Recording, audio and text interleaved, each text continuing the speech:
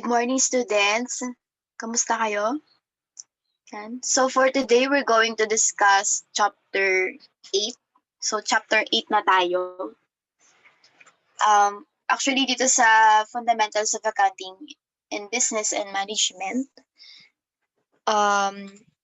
siguro hanggang chapter 12 tayo. Pero yun, for this grading, medyo kino-compress ko na yung mga topics natin kasi puro na tayo problem solving sa mga siguro last 4 topics natin.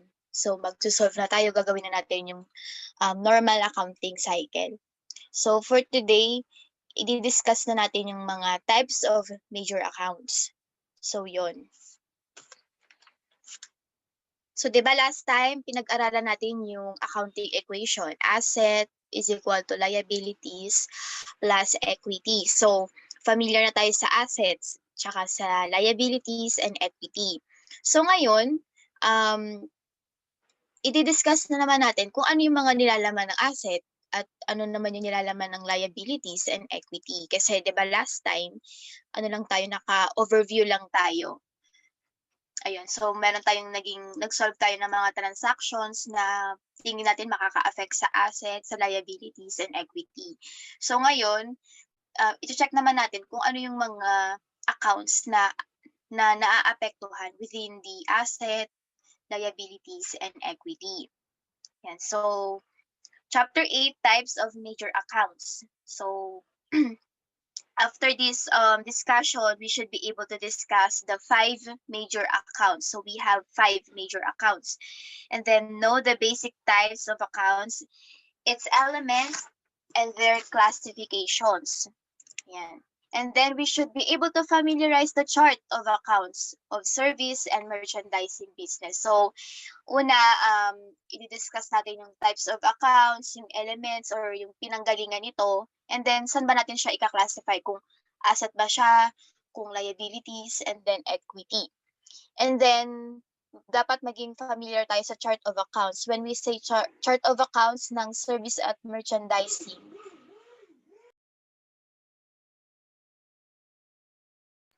when we say chart of accounts, meron kasi silang iba't ibang account titles or accounts na ginagamit. So, 'di ba dati pinag-differentiate ko yung service versus the merchandising and the manufacturing. So dito sa chart of accounts din natin malalaman kung service ba yung isang business or merchandising and kung manufacturing siya. So dapat familiar tayo doon.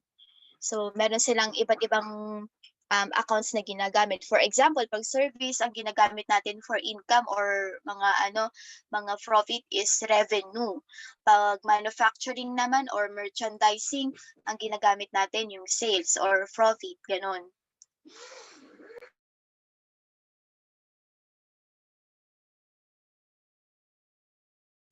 Okay, so for today, sa types of major of accounts, we have 5.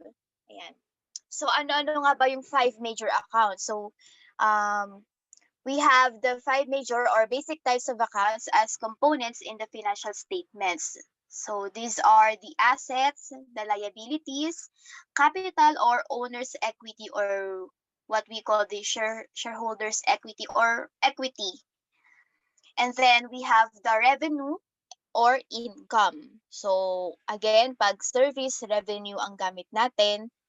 And pag merchandising or manufacturing services, income naman yung gamit natin.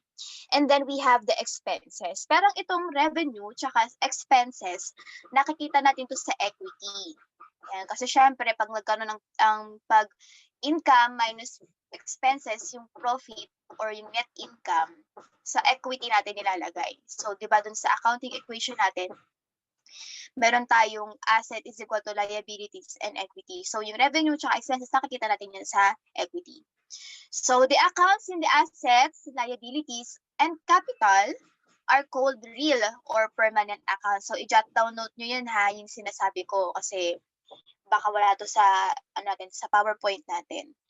Yan. So, pag sinabi natin asset, liabilities, and capital, permanent to. Kasi, ayan, this is because these accounts are carried forward to next accounting period. So yung mga balance nito, yung balance ng asset, liabilities, and capital, kini-carry forward natin siya to the next accounting period. So sa mga last chapter, i-discuss natin ano-ano nga ba yung mga accounts na naka-carry forward to the next accounting period. So the next one naman, the accounts in the revenues or income and expenses, yan, including the drawing account or yung mga withdrawals, are called nominal or temporary accounts, as these are not carried over to the next accounting period, but are close to the capital account or yung equity at the end of accounting period. So, di ba, again, sinabi ko, yung revenue natin or yung income and then expenses, nakikita natin siya sa equity natin or yung capital account. So, yung revenue, yung expenses, or yung income, as well as yung mga withdrawals or drawing account, tinatawag yan na temporary or yung nominal account. Kasi hindi yan naka-carry forward sa next accounting period. So, yung sinasabi nating accounting period, ito yung parang calendar ng isang business. So, we have the fiscal, we have yung calendar nila, and then meron naman ding mga quarterly or monthly na monthly period na ginagawa ang isang business. So normally, in the Philippines, we have the calendar period. When we say calendar period, ito yung mga financial statements na may date na mula January hanggang December. While yung fiscal fiscal period na tinatawag, minsan ginagawa to ng ibang bansa. Ito yung nagbibilang sila kunyari mula September, bilang tayo ng 12 months, September, October, November, December, January, February, March, April, May, June, July, August.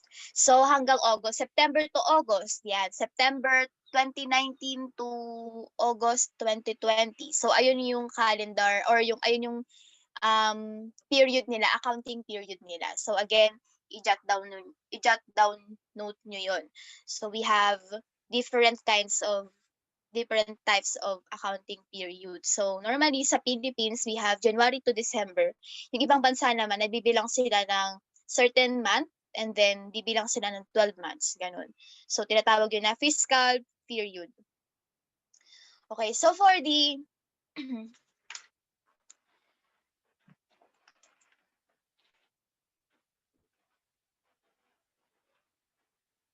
yan. So 'di ba we have also discussed yung mga debit credit. Ayan. So ayan, i-discuss ulit natin kung ano yung mga meaning ng asset, liabilities, and then equity. So, for the assets, yan, these are resources owned by the enterprise as a result of past events and from which future economic benefits are expected to flow to the enterprise. In short, they are the properties and rights owned by the firm. So there are two major classifications of asset, the current asset and non-current asset. So again, yung asset, ito yung mga pagmamay-ari ng isang business na pwede silang makakuha ng benefits or income or advantage in the future. Yan, may mga future benefits yan na ina-expect ng enterprise na mag-flow sa kanilang business. So we have two major accounts or two major classifications in the asset na makikita natin sa asset. So dapat pag gumawa kayo ng financial statement, hindi lang asset yon. Dapat merong asset and then current asset tapos susunod yung non-current asset. Okay, let me know kung mabilis. Pag may question, tanong agad. Ayun, so yun nga, di ba may body-body kayo? Nire-require ko kayo na magkaroon ng isang question. So at the end of this discussion, palagay na lang ng ng mga questions nyo. So at the end of discussion naman. So when we say current, include cash and those assets which can be readily converted into cash or sold or consumed within 1 year or the normal operating cycle, whichever is longer. Normal operating cycle refers to the time span during which cash is used to acquire goods and services, which in turn are sold to customers who in turn pay for their purchases with cash. So ito, Kaya na sinasabi nating non-current at saka current, pag sabi nating current, nagtatagal lang to ng 1 year. Pag sinabi nating non-current, nagtatagal to ng more than 1 year. So ano-ano nga ba yung mga nagtatagal lang ng 1 year? For example, yung cash. Ayan, yung mga cash on hand, yung accounts receivable na dapat na ina-expect natin na mare-receive natin within the year. Ayun. So ito yung mga common examples of the current assets. So first, yung cash normally consists of coins and currencies on hand, money orders, and some checks from customer and deposits in bank accounts. So pag on the higher year, pag nagkaroon na kayo ng financial accounting, so magkakaroon pa yan ng iba't ibang classifications kung ano ba yung mga ika-classify nyo as cash. So ngayon, since senior high pa lang naman kayo, dun pa lang tayo sa basic. Kumbaga, yung alam lang natin kung ano yung cash. So someday, pag nag-financial accounting na kayo, meron pa yan classification for accounts na to. Okay? Na i-consider natin as cash. So when we say cash, ito yung coins and currencies, yung mga monies. Yan, alam naman natin yun kung ano yung cash. Or pwede rin naman tong cash in banks, yung mga pera natin nasa bangko, na pwede nating agad i-withdraw. Okay? So the next one is the marketable securities, also known as temporary investments. These are short-term investments of funds which are available for current operations and intended to be held for not more than 1 year. So ito yung mga temporary investments na makukuha agad natin yung interest or yung mako-convert agad natin siya into cash for within 1 year. Okay, so we have the receivables naman.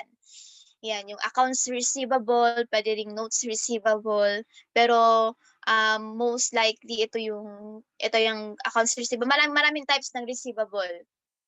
So yun.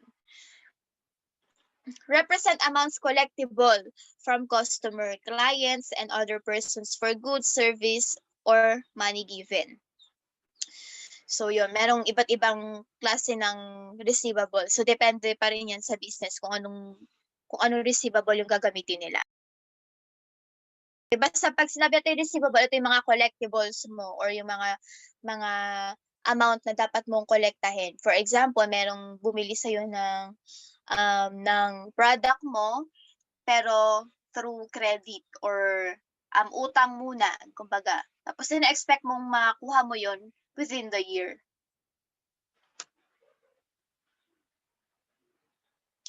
So we have, for example, ito yung sa receivable. So accounts receivable, ito yung pinaka-common, yung accounts receivable. These are collectibles from customers arising from sales of goods or services on open accounts without any formal written promise to pay. So ito, di naman, kumbaga wala naman siyang contract or any promise to pay. Basta meron kang collectibles na nanggaling sa sales of goods or services mo. So meron tayong tinatawag na contra accounts. Ayan, syempre, 'di ba, hindi naman lahat ng utang mababayaran. So meron tayong tinatawag na allowance for doubtful accounts, sometimes termed as allowance for bad debts. Is a contra asset account used to record accumulated balance of customers' accounts that are doubtful of collectability.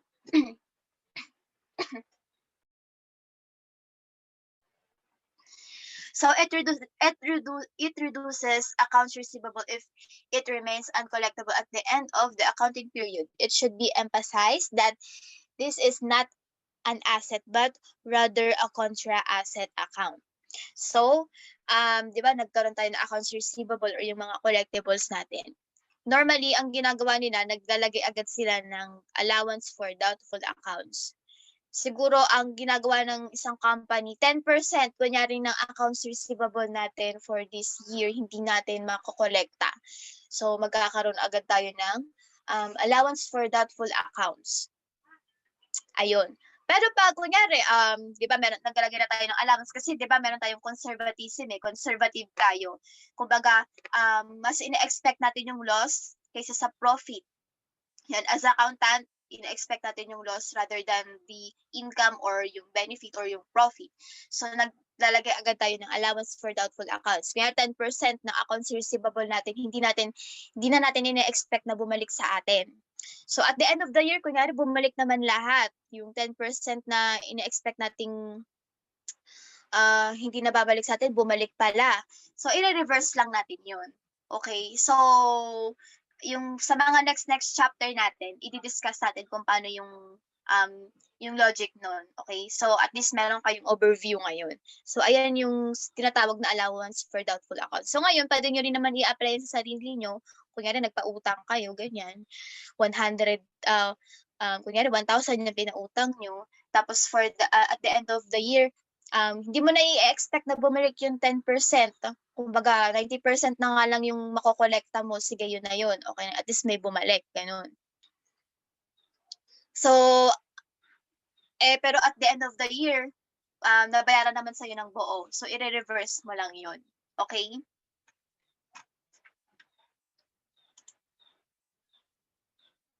So, again, meron pa tayong another types of receivable. Siyempre, aside from accounts receivable, famous din tong notes receivable natin. So these are collectibles which are supported by formal promises to pay in the form of promissory notes. So yon. Especially siguro familiar kayo pag kunyari siguro nung high school kayo or nung elementary, nag-aral kayo sa isang private school tapos hindi nyo agad-agad mababayaran yung tuition nyo, 'di ba? So magkakaroon muna tayo ng promissory notes, yan ganyan. Parang ang para mas maalala niyo yung may promise, yung sorry, ganun, promissory notes.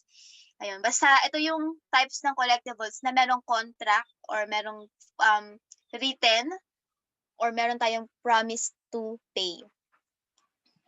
And so, other receivables such as accrued interest, yan, accrued interest receivable, kumbaga, kunyari, di ba, nagpautang ka, tapos nilagyan mo ng interest, so meron tayong receivable, interest na receivable natin, okay?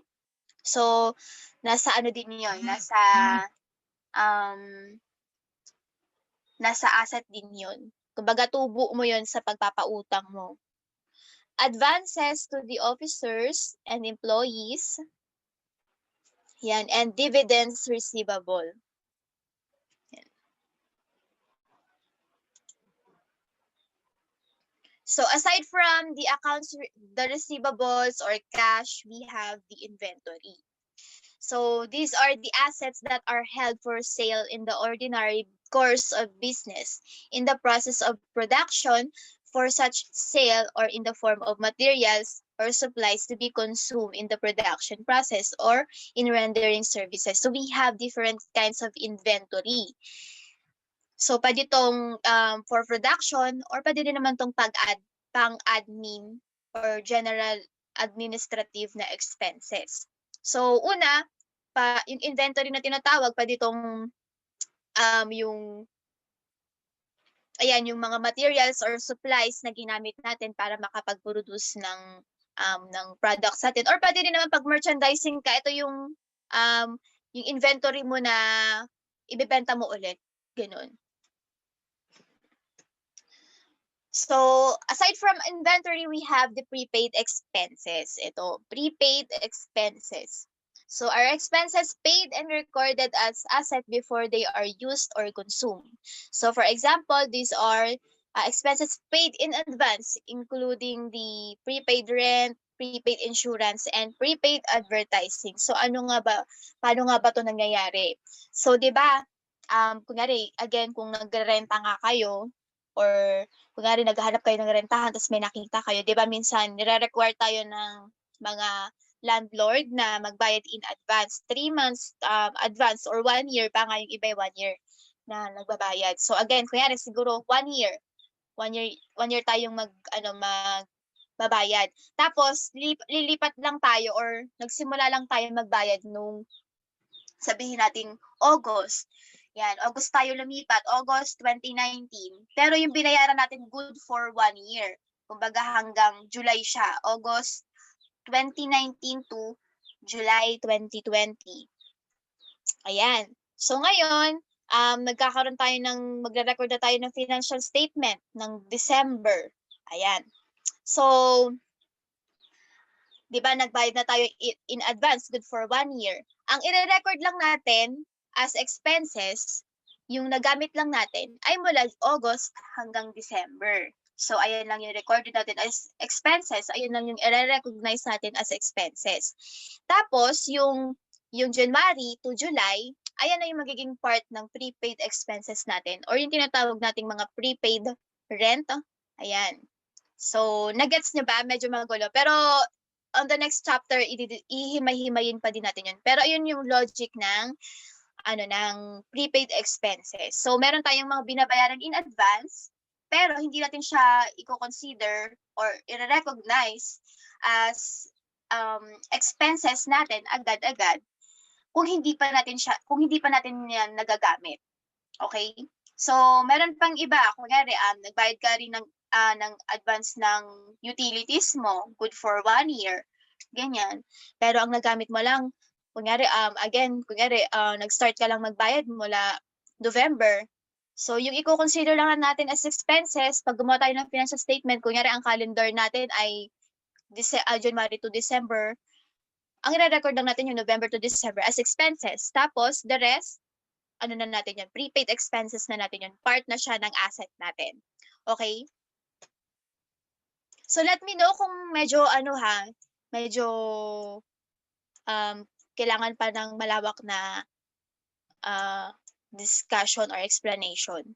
Okay, pero i-discuss naman natin yun ulit sa next grading natin. So yun, at least medyo meron kayong idea.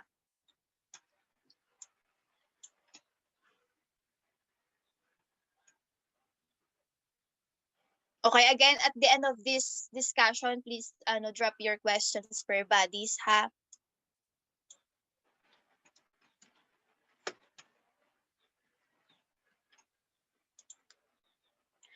Okay. So part of this sub-classification is supplies such as the stationery, ball pens, erasers, envelope, and other supplies not yet used. Ayan. So part din ng ng prepaid expenses natin, yung mga supplies na hindi nagamit for the year. Okay, so it can be in the form of office supplies or store supplies. So mga kunyari, umorder tayo ng nag-purchase tayo ng mga pang-office supplies good for 1 year. Syempre, hindi naman lahat yun magagamit natin. Meron pa rin matitira. For example, yung mga bond papers, yan ang hindi natin nagamit. Part pa rin siya ng prepaid natin. So, di ba, we have discussed the current asset. Ngayon, non-current asset naman tayo. So, this includes tangible, intangible, operating, and financial assets of a long-term nature. So actually, any asset that cannot be classified as current should be classified as non-current. So ito yung mga asset natin na nagtatagal more than a year. Ayan, nagtatagal sila ng more than a year. Normally, ito yung mga fixed asset. For example, yung property, plant, and equipment. Yan. Term normally used as a manufacturing firm. Yan, sa manufacturing firm, yan yung tinatawag na property, plant, and equipment or yung mga machines. Yan. So these are tangible assets. When we say tangible,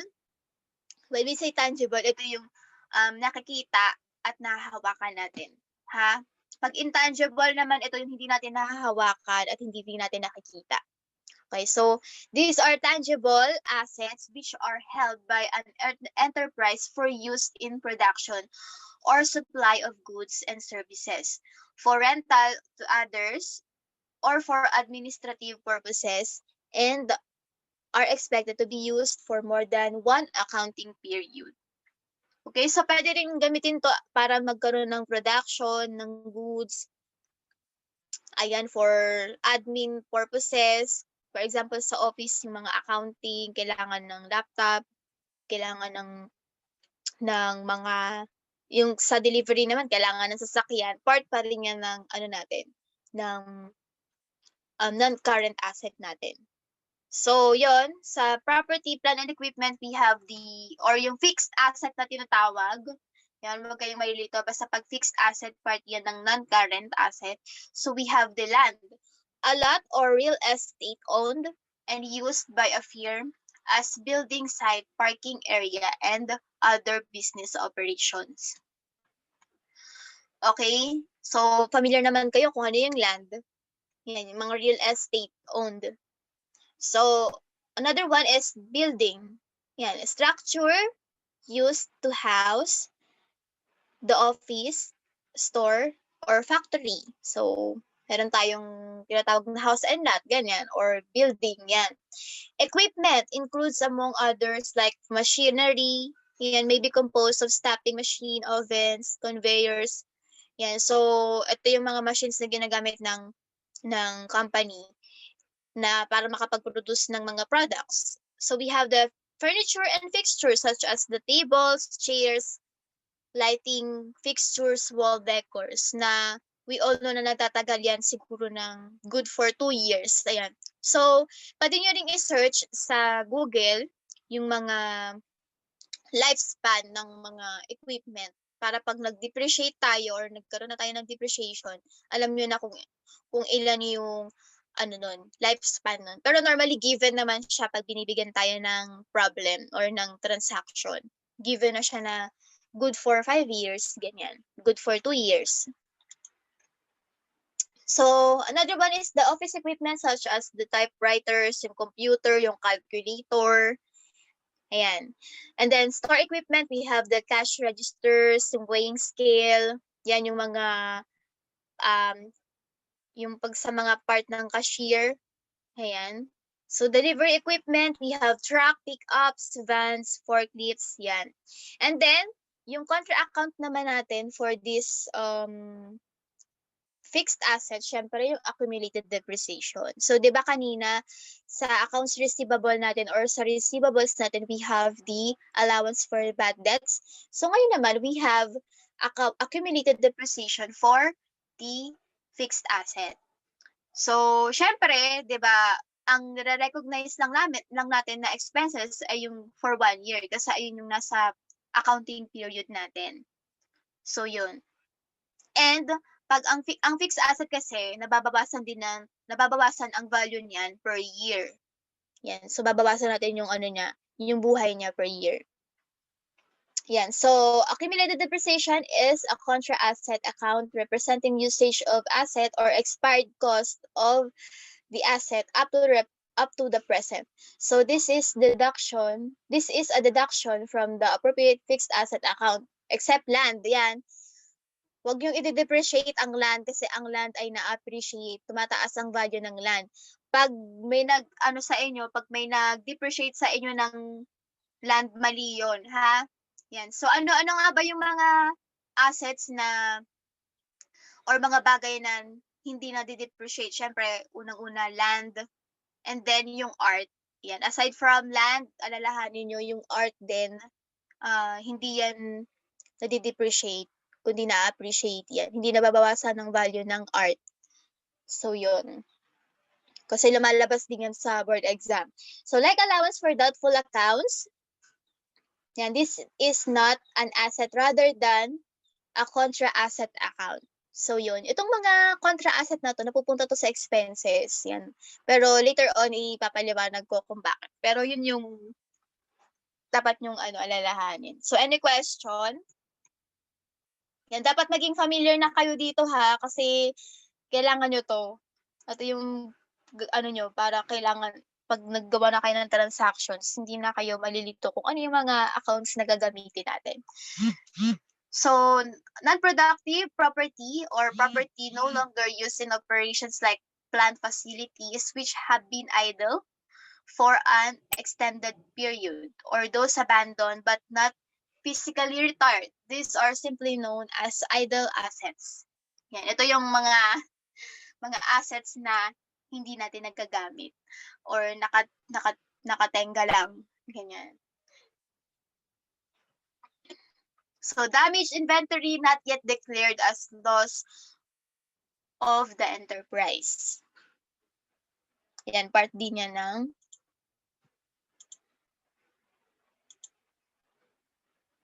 non-current assets. Okay, so far may question ba sa assets? Kaya di ba minsan meron akong transaction last time na kunyari may nagbayad na sa'yo ng may utang sa'yo. Ayun, kung may effect ba siya sa assets, syempre wala. Kasi ang naapektuhan lang naman doon yung cash, naka-receive ka ng cash, nabawasan yung accounts receivable mo. But within asset pa din yung both na yun. So walang effect, no changes. Okay, so ngayon, punta naman tayo sa liabilities. So liabilities are present obligations of an enterprise arising from past transactions or events that settlement of which is expected to result in an outflow from the enterprise or resources embodying economic benefits. So like assets, liabilities have two major accounts, the current liabilities and non-current liabilities. So when we say current liabilities, ito yung mga obligations mo na magtatagal lang ng 1 year. And then when we say non-current liabilities, ito yung mga liabilities natin na tumatagal more than a year. Yan. So when we say liabilities, ito yung mga obligations natin from third party or outside of the organization. So maaring obligations mo sa customer mo, obligations mo sa mga nagpahiram sa'yo, ayan, sa mga creditors, sa mga lenders mo.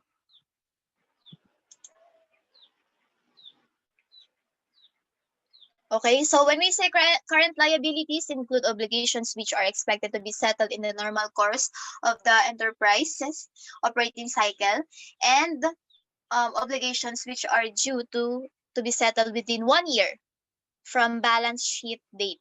So examples are the accounts payable. Parang accounts receivable to, di ba? Pero yung accounts payable, ito naman yung mga dapat nating bayaran sa pinag-utangan natin. So indebtedness representing amounts due to trade creditors as a result of the purchase of merchandise or services. Trade accounts payable, which refer to indebtedness that arise from purchase of goods, materials, supplies, or services in an open charge account. That is, it is not evidenced by any written promise to pay. So again, pag accounts payable, walang written promise to or walang contract. Walang promise to pay. Yan, kaya nga siya laging mayroong allowance for doubtful accounts, yung accounts receivable. So same with the accounts payable. Walang any written promise to pay. So yung accounts payable natin, dapat mabayaran natin siya within 1 year. Yan. So paano nga ba ito nag-exist? Kunyari, meron kang in order na materials para makapag-create ka or makapag-produce ka ng mga ibebenta mo or yung mga products mo. Pero syempre, suki ka na ng isang supplier na yon, bibili ka muna on account. Ayan. Or kaya rin naka-schedule ka every 15 every quincenas or every 15th of the month, i-release nila yung materials na kailangan mo. Ayan. So normally naka-account muna yon or accounts payable. Na dapat mabayaran mo for the next month or at least 1 year, ganun, or at least a month babayaran mo siya. So depende rin yun sa kontrata nyo ni supplier. So when a promissory note evidences the indebtedness, it would be more appropriate to turn it as notes payable. So pag may written promise na or meron ng kasunduan, contract, papasok na si notes receivable. Or si notes payable. Same with the notes receivable din kanina. Pag may written promise na, ayan, may kasulatan na, i-consider na natin siya as notes payable. So another payable is the communications payable, may include obligations to companies for postage, telephone, and telegraph, and similar utilities received by the business. Or tinatawag na, ayan, for example, yung mga internet, ganyan, pwede rin yung maging ganun. Pero ngayon kasi, di ba, wala na ata masyadong gumagamit ng postage. Pero telephone, ayan, ginagamit pa rin natin yan, yung mga telephone.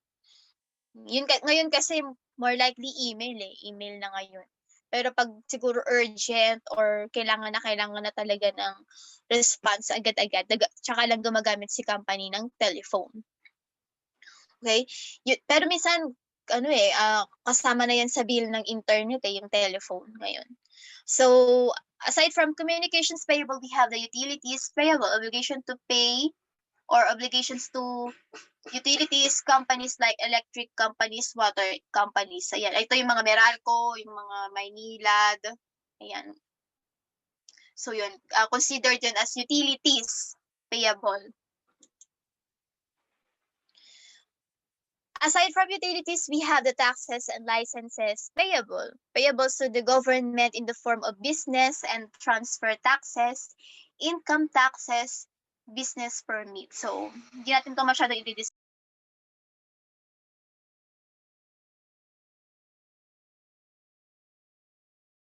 Yan. So, hindi natin ito masyadong i-discuss kasi sa na to, ma-encounter sa higher year. Yan. So, aside from taxes, we have the unearned revenues.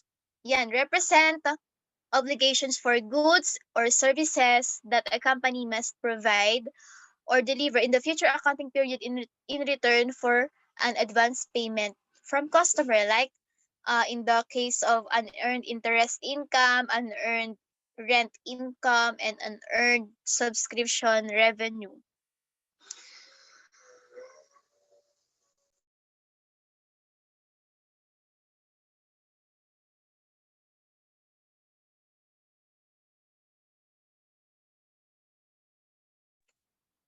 Okay, ito yung sinasabi na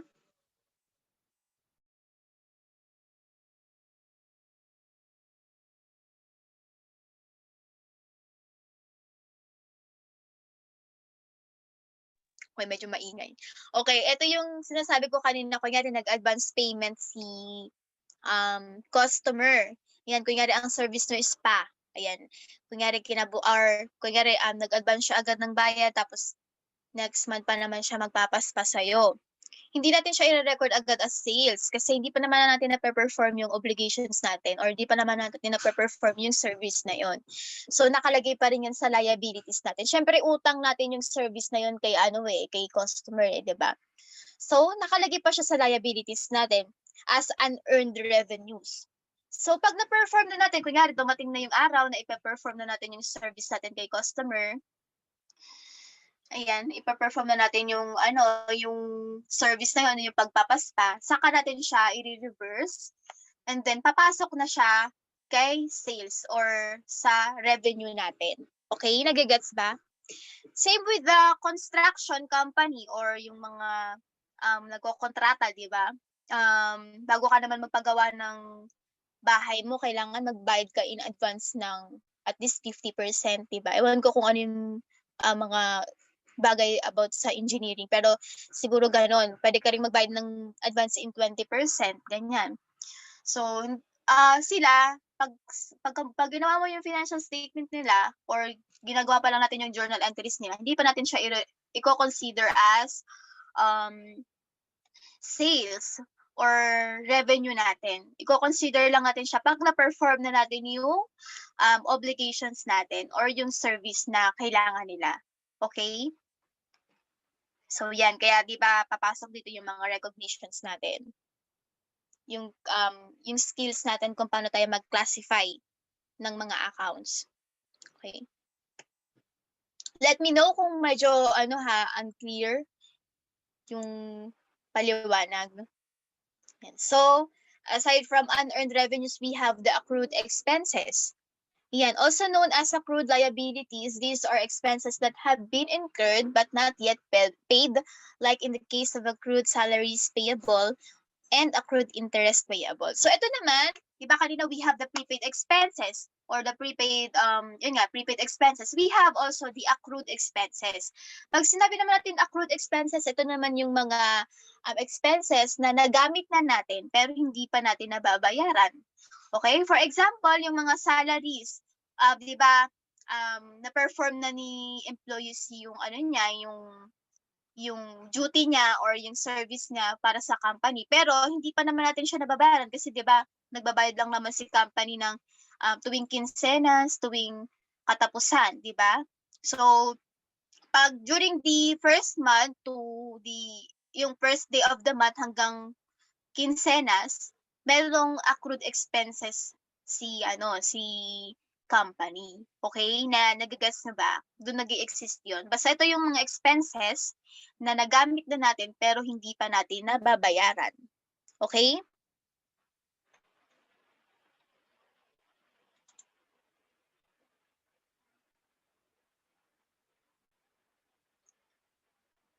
Okay, so aside from the current liabilities, we have the non-current liabilities. So ASC SFAS number 1 states that all other liabilities should be classified as non-current liabilities. Examples, long-term notes payable. And so we have the long-term notes payable. And an obligation evidenced by a promissory note that is to be paid beyond 1 year or the normal operating cycle, whichever is longer. So ito yung mga sobrang laking utang na kailangan na mababayaran mo lang siya ng 5 years, good for 2 years, ganyan. Basta as long as more than a year, yan, papasok siya sa long-term notes payable. And then we have the bonds payable, a liability supported by a formal and conditional promise made under seal to pay a specified sum of money at a determinable future date and to be make periodic interest payments at a stated rate until the principal is paid. Parang utang lang din to but in the form of bonds. Ganyan. And aside from that, we have the mortgage payable, a long-term obligation to a bank or other financial institution secured by real properties of business. So ito yung mga kadalasang inutang natin sa bangko. Ngayari, bibili ka ng sasakyan, bibili ka ng bahay, normally in the form of mortgage payable. Kanino ba tayo lumalapit? Sa bangko or another financial institution, pero normally sa bangko tayo lumalapit. So itong mortgage payable na to, pag hindi natin nabayaran, di ba may mga collateral, kukunin yung mga other assets natin. So this is being secured by real properties of the business. Yeah. Obligations na pag hindi mo binayaran, merong kapalit na assets, ganyan. Hindi pwedeng doubtful accounts lang or allowance for bad debts. Kukunin si asset mo. So, di ba we have already discussed yung liabilities, papasok naman tayo kay capital or yung tinatawag nating equity, yung owner's equity, shareholder's equity. Pag shareholder's equity, ito yung sa corporation. Pag sa owner's equity, pwede naman tong kay partnership or kay sole proprietor. So, instead na owner's equity, di ba minsan nilalagay lang natin na, kunyari, Crystal and Belize Capital. Yan. So, pag partnership, dalawang capital yon yung papasok doon sa sa equity part natin. Okay, when we say capital or equity is the residual interest in the assets of the enterprise after deducting all its liabilities. It is the owner's contribution to the business. The term used in reporting a firm's equity depends on the kinds of business organization it is. If it were sole proprietorship, the term ownership or owner's equity would be more appropriate. Yan. So, kung may pangalan naman siguro si company or kung kilala mo naman siguro si owner, instead na owner's equity, pwede mo rin gamitin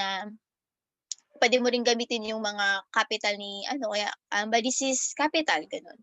So, pag sole, ang title natin owner's equity. On the other hand, a partnership's capital can be referred as partner's equity. So, yun. And for the corporation, syempre yung stockholders or yung shareholders equity. Okay, so ayun, better na pag gumawa kayo ng financial statement, i-consider nyo rin kung ano yung types of business organization sila kasi baka magkamali kayo. kunyari sole proprietor naman siya, bigla kayong gumamit ng shareholders equity. Ganyan. Kung partnership naman siya, bigla kang gumamit ng owner's equity. So, magkakamali tayo doon. Yan. So, ito yung naman ng mga equities natin or yung capital. So, we have the name of the owner, tas yung capital. The total of the initial and the additional contributions made by the owner, which is increased by profits and decreased by losses and owner's withdrawal. So, dito, pag merong withdrawal si owners, mababawasan ng equity natin. Kapag may mga additional contributions naman siya or investment or dagdag na capital, madadagdagan yung equity natin. Yan. So, ito na, dito papasok yung pag nag-withdraw siya or pag meron siyang drawings, yan, name of the owner, drawing, or name of the owner, withdrawal. Okay? So, ito yung mga nilalaman ng owner's equity natin or yung equity natin. Represent cash or other assets taken by the owner for personal use. This has an effect of reducing the owner's capital. Okay, so when we say income or revenue is increased in economic benefits during the accounting period in the form of inflows or enhancement or assets or decreases of liabilities that result in increases in equity, other than those relating to contributions from equity participants. In other words, it refers to increases in owner's equity resulting from selling goods, rendering services, or performing other business activities. So, for example, when we say yan nga, service revenue or professional fees, income from fees, yan, revenues earned from selling services. So, yun nga, again, pag services, gagamit tayo ng revenue. Yan. So, pag rent income naman, revenue earned from renting out commercial spaces. Yan. So, depende pa rin. Pero actually, itong mga accounts na to, may kanya-kanya din kasi ang mga companies kung ano yung klaseng account yung gagamitin nila. Pero, syempre, wala pa tayong company. Ito muna yung mga pagbabasihan natin. Interest income and revenue earned from lending money. Commissions income, syempre, ito yung revenue earned by real estate brokers, insurance agencies, travel agencies. Yan, in the form of commission. Kaya pag nakabenta sila, meron silang commission. Sales, principal revenue of both merchandising and manufacturing, manufacturing concerns selling goods to customers. So again, pag service tayo, revenue. Pag manufacturing or merchandising sales ang gagamitin nating account. Sales returns and allowances is a contra revenue account that refers to the merchandise return at selling price by customers due to defects, inferior quality, or not in accord with customers' specification. So yun, syempre meron tayong mga nabentang products na i-return ni customer kasi mali mo may sira or di niya gusto, hindi tama yung size, hindi swak yung size sa kanya. Okay, kaya binabalik ni customer. Yan. So, ang gagamitin natin doon, yung sales return and allowances. Okay, so aside from allowances, syempre, meron tayong sales discount. Yan. In a contra revenue account that refers to the reduction in the amount to be paid by a customer as a result of early payment of an invoice. Ayan. So, later on, ipapaliwanag ko kung kailan nangyayari ang sales discount. Pero syempre, familiar naman kayo dyan, yung mga sales discount. Both sales returns and allowances and sales discount are deducted from gross sales to arrive at the net sales. So, ano yan? Expenses natin yan. Yung mga allowances na yan, yung sales allowances and then yung sales discount. So, syempre, aside from the capital, makikita din natin sa expenses sa equity natin. Pero nasa part siya ng ng sales or revenue or yung basta nasa nasa equity din siya. The expenses, these are the types of accounts na are decreases in economic benefits during the accounting period in the form of outflows or depletions of assets or incidences of liabilities that results in decreases in equity other than relating to distributions to equity participants. These are decreases in owner's equity resulting from cost of goods and services used up in the course of earning revenues. So yun, familiar naman tayo kung ano yung ibig sabihin ng expenses. So the first one, yan, yung advertising expenses refers to the cost of publication on newspaper, yan, radio, television, yan, basta advertisement, papasok yan sa advertising expenses. Communications expenses, ayan, di ba, kanina, di ba, meron tayong communications payable. Ayan, pag nabayaran na natin yung communications payable na yon, papasok na siya kay communications expense.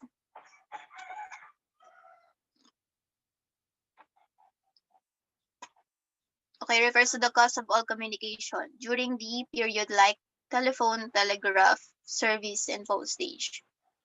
Delivery expenses, yan, also known as freight out or transportation out. It represents the cost of gasoline, oil, and other related expenses in the transporting goods to the customer. Depreciation expense, ito yung kanina yung contra account ng fixed asset. Refers to the portion of total cost of fixed asset, 'di ba? Hinati-hati natin siya per year. Yan, syempre yung expenses lang na i-consider natin yung nagamit natin for that year. So ito yon, yung depreciation expense. Yung 1 year ng buhay ng isang computer, ayun lang yung i-consider natin as expense. Yan, yung the rest no, nasa asset na. Insurance expense refers to the insurance premiums paid or payable to an insurance company. In an insurance contract, one party, the insurance company, undertakes the guarantee the business against loss by a specified event or peril. So yun, alam naman natin kung ano yung gamit ng insurance. Interest expense naman refers to the cost of borrowing funds used by the business, also known as finance cost. So we also have the rent expense. Di ba kanina meron na-discuss natin yung mga prepaid expenses and then nandun yung prepaid rent. Yan. So pag nagamit na natin si rent, di ba nagbayad tayo in advance, tapos nabayaran na natin si kumbaga nagamit na natin si prepaid yung rent na binayad natin. So saka lang natin siya i-consider as expense. Pero actually kasi merong iba't ibang method ng pagko-consider si company. So later on i-discuss natin 'yon.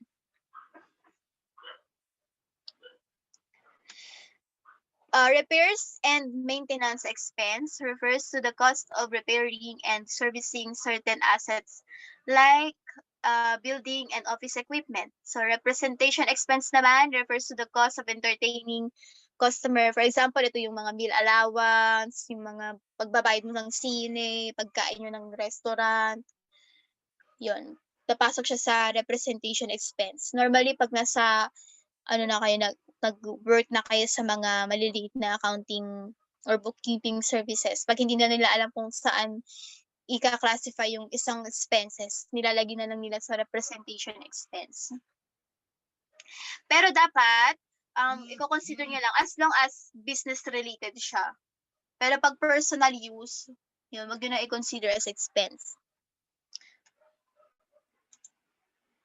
Okay, salary expense, yan, alam na natin to kung para saan to. And then yung supplies expense, yan, yung pagbili ng ballpen, eraser, and stationery, and other supplies used, consumed by the enterprise. And also, we have the tax and license.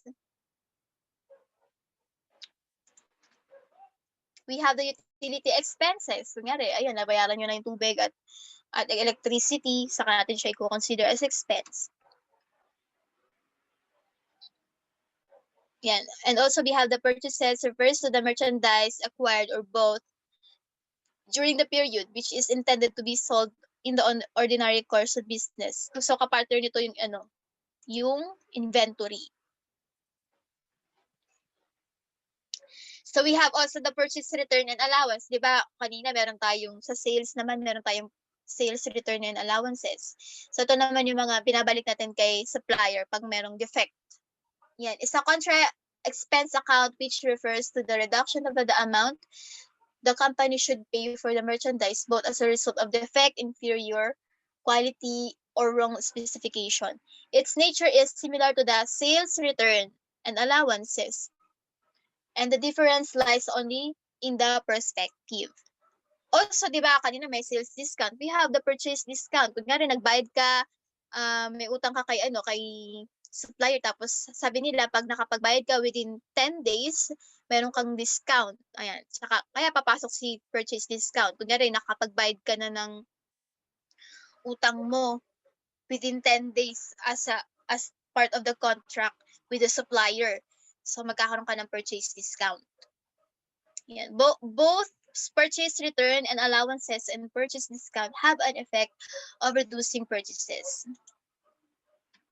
So we have the freight in and transportation in refers to the cost of transporting items both for resale from its point of origin to the point of destination. Actually, this is a delivery expense but shouldered by the buyer.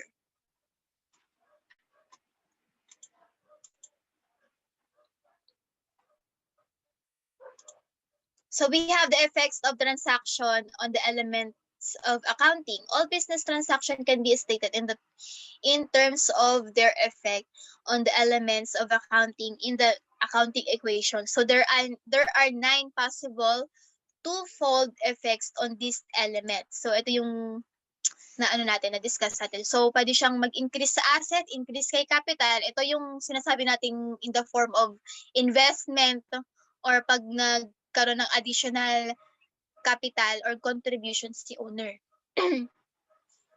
Increase in asset, pero increase din kay liabilities. Ito yung pag nag-purchase ka ng equipments or ng inventory but in the form of account. Kumbaga, iuutang mo muna. So, mag-increase din si liability natin.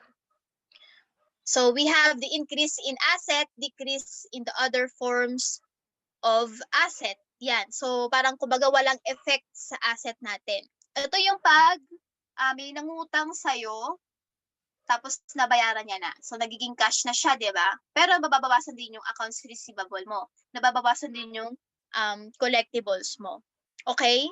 Any question? So, aside from that, we have decrease in assets and decrease in liabilities. Ito yung pag nagbayad ka naman ng utang. Mababawasan din si accounts payable mo kasi syempre nabayaran mo na yung utang mo eh. Pero nababawasan din yung cash mo kasi syempre kailangan mo magbayad ng utang. Okay? Decrease in assets, decrease in capital. Ito yung pag nagkaroon ng withdrawal si owner. Ayan, kailangan niya ng pera in the form, kailangan niya ng pera for personal use. So, mababawasan si capital niya in the form of withdrawals niya or drawing. Mababawasan din yung asset mo. Pwede siyang mag-withdraw in the form of cash or yung asset nyo, kunyari gusto niya nang kunin yung computer. Ayan, so nabawasan tayo ng asset. Mababawasan din yung capital. Okay, decrease in liabilities and increase naman kay capital. Ito yung kunyari meron tayong nag-advance ng payment si customer. Ayan, so meron tayong liabilities kay customer, di ba? Katulad na ng na-discuss natin kanina, yung tinatawag natin unearned revenue. Eh, na-perform mo na yon. Kumbaga na nagawa mo na yung duty mo or obligations mo na ma-perform yung service na yon. So, mababawasan na yung liabilities natin kay customer at mababawasan na rin yung liabilities ng company natin. Tapos, i-consider na natin yun as sales, which is part of the equity or the capital. So, mag-i-increase si capital, pero mag-decrease si liability. Okay, nagagets ba? Sabihin nyo kung medyo merong part na malabo or meron kayong scenario na naiisip nyo na ano kayang magiging output nun. So, decrease in liabilities, increase in the other forms of liabilities. So, ano ba to? Kunyari, si accounts payable, ayan. hindi na kayang bayaran ni ni customer. I mean, merong accounts payable hindi niyo ba kayang bayaran, hindi na kayang bayaran ni ni company, hindi na natin kayang bayaran. So gagawin natin, magkakaroon tayo ng contract, magkakaroon na tayo ng um, promissory notes.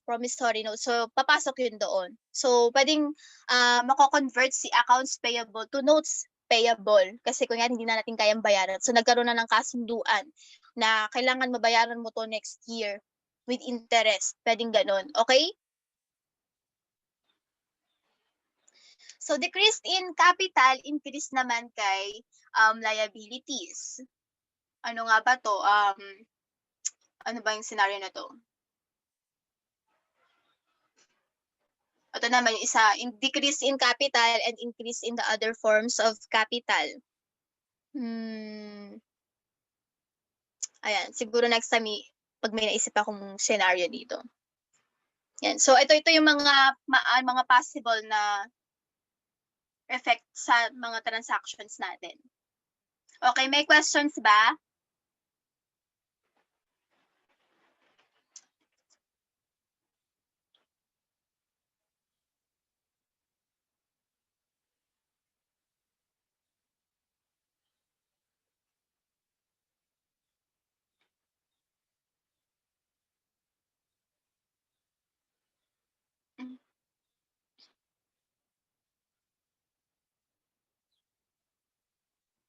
Any question, guys?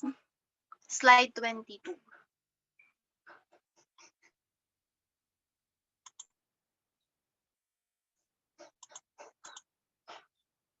Yan.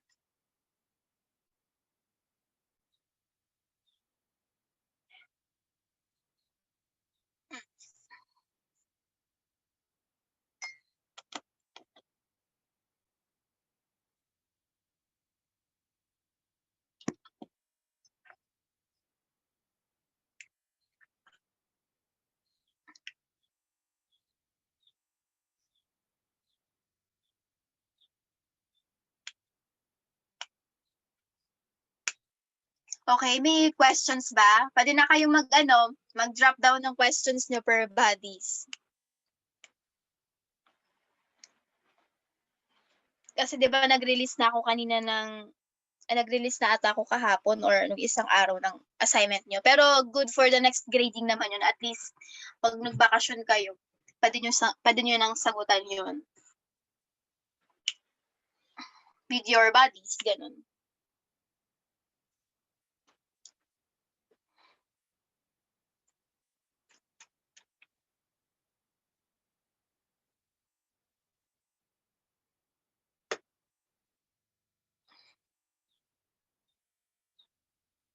Okay, may questions ba kayo? So far ba, medyo malabo pa rin ba yung explanation? May mga gusto bang linawin?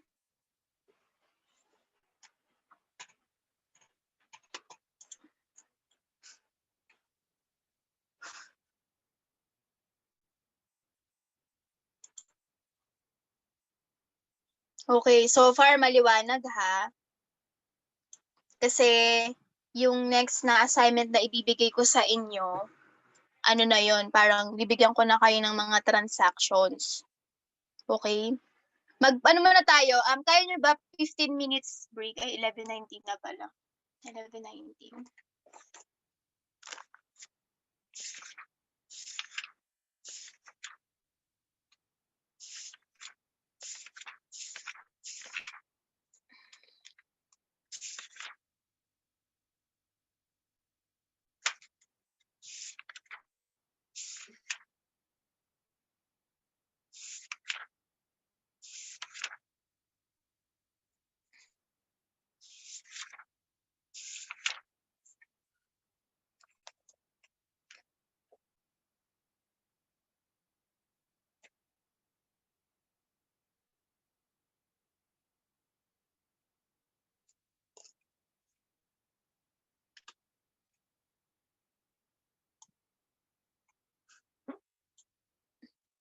Okay, so ayun, ang assignment niyo pala mamaya isa-send ko na lang sa GC natin.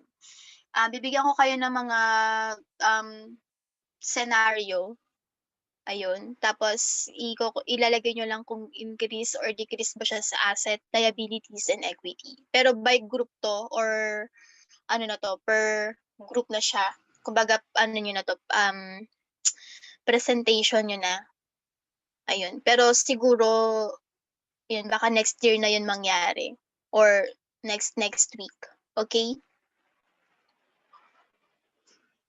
Ayun, so yung groupings 'no, yung same pa din with ano, yung, presentation 2. Ayun, yung 6 kayong group. Okay. So any question?